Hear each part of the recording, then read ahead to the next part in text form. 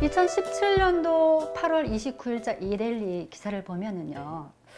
주택시장 옥죄니 상가가 꿈틀? 네. 주택시장이 힘들어지면 상가가 오히려 호황을 이룬다는 말인 것 같은데 자세한 내용 좀 말씀해 주시죠. 그러니까 지금 현재 문재인 정부에서 실질적으로 부동산 이야기하고 있는데요. 실질적으로 주택에 관련된 부분만 규제를 하고 있거든요. 그러니까 주택에 관련된 부분을 가장 규제를 많이 하고 있어서 이제 어쨌든 부동산 전체적인 흐름의 주택 시장 부분이 가장 많긴 합니다. 포테이지가. 그렇죠. 그렇긴 한데 그러한 투자 습성을 갖고 있는 투자자들이 보통은 주택이 규제가 가해지니까 상가로 지금 움직이고 있다라고 이야기하는데요. 이 상가는 단편적으로 봤을 때 임대 수익하고 직결되거든요. 그러니까 임대라는 거는 곧 뭐냐면 임차가 잘 돼야 되거든요. 그래서 이제 임대 수익이 나오고 물론 이제 임차는 임차인들의 입장에서는 거기서 상업 영업이 잘 돼야 사실은 임대료도 많이 내고 그렇죠. 임대료가 올라가게 되죠. 근데 이게 주택 시장하고 상가 시장이 별개냐? 또 그건 아니거든요.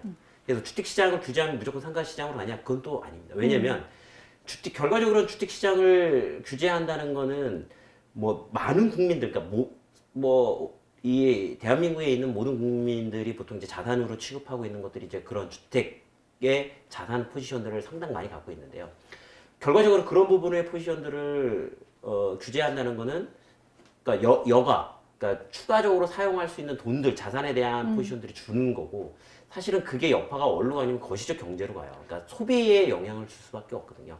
물론 이제 위 기사에서 얘기하는 부분들은 민간 아파트의 상가 분양에 관련된 부분을 포지션해서 이야기를 좀 하고 있더라고요. 근데 이제 이런 부분들에서 그럼 민간 아파트의 상가 같은 경우에 이제 분양을 통해서 상가 수익으로 그다음에 주택 시장에 있는 투자자들이 상가 그러니까 민간 분양 상가로 들어오는 경우에 수익이 충분히 날 수 있느냐 이런 부분이 되거든요. 물론 이제 움직이는 부분들은 다소 있을 수 있습니다. 물론 그렇죠. 그 돈에 대한 지금 워낙에 저금리다 보니까 여러 투자처를 찾고 있고 그다음에 부동산 투자의 성향을 갖고 있는 일반 투자자들이 주택이 아닌 규제가 많은 주택보다는 상가 쪽으로 옮겨가려고 하는 부분들이 있지만 조금 그 부분은 좀 성급하지 않냐. 상가 투자는 쉽지 않은 부분이거든요. 일반 주택 투자보다 상당히 어렵습니다.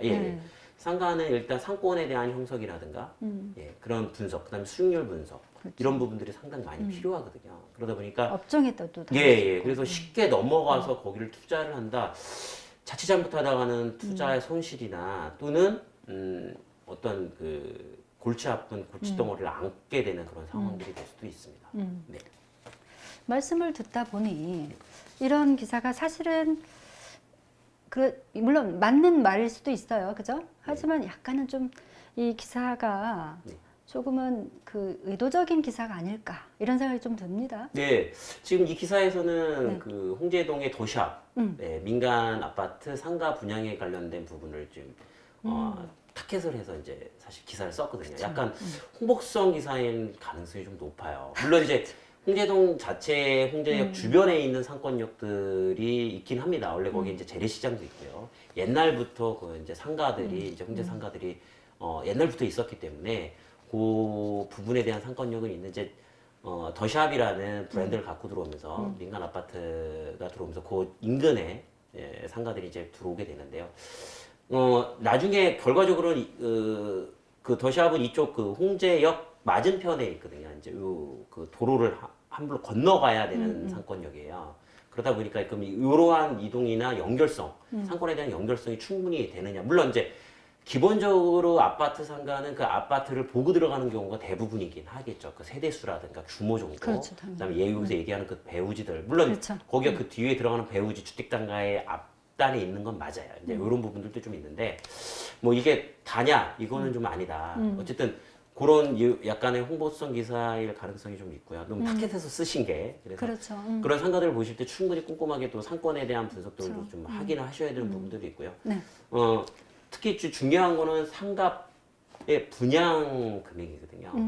그래서 어느 정도의 상가 금액에 대한 분양 금액이 적정한지, 이제 무조건 들어가는 게 중요한 게 아니기 때문에 보통 그러니까 아파트 상가들은 생활형 상가들이 많이 들어옵니다. 그러다 보니까 사실 수익이 많이 높다.